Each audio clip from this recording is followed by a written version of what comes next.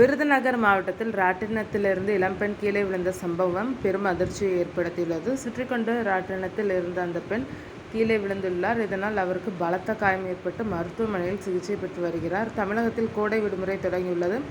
11 மற்றும் 12ஆம் வகுப்பு தேர்வுகள் முடிந்த நிலையில் மற்ற வகுப்புகளுக்கு தேர்வுகள் நடந்து வருகிறது. இன்னும் சில நாட்களில் கோடை விடுமுறை தொடங்க உள்ளது.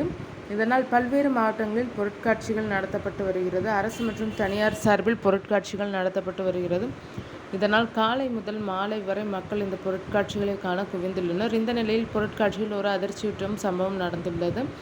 அதாவது விருதுநகரில் நடந்த பொருட்காட்சியில் ராட்டினத்தில் இருந்த இளம்பெண் தவறி விழுந்துள்ளது அதிர்ச்சியை ஏற்படுத்தியுள்ளது. விருதுநகர் மாவட்டம் KVS பள்ளியில் பொருட்காட்சி நடத்தப்பட்டது. இந்த பொருட்காட்சியை காண அப்பகுதி மக்கள் பலரும் சென்றிருக்கின்றனர். இந்த பொருட்காட்சிக்கு 22 வயதான கௌசல்யா என்ற பெண்ணும் சென்றிருக்கிறார். அங்கு ராட்டினத்தில் ஏறி ரைடு சென்றிருக்கிறார். அப்போது ராட்டினம் சுற்றி கொண்டிருக்கும் போதே அந்த பெண் தவறி கீழே விழுந்துள்ளார். அதாவது ராட்டினத்தில் இருந்து தடுப்பு கம்பி மூலம் கால் பூட்டப்படும்.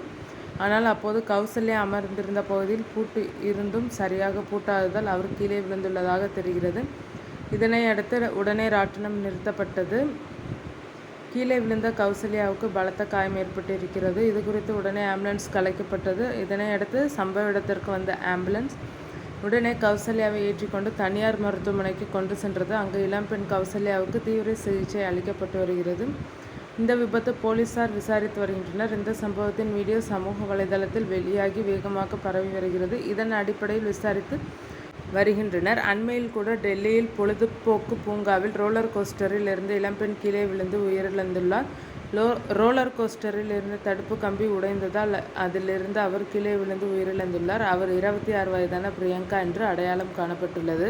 இவருக்கு சில மாதங்களில் திருமணம் நடைபெறுவதாக இருந்த நிலையில் இந்த மோசமான சம்பவம் நடந்துள்ளது என்பது குறிப்பிடத்தக்கது.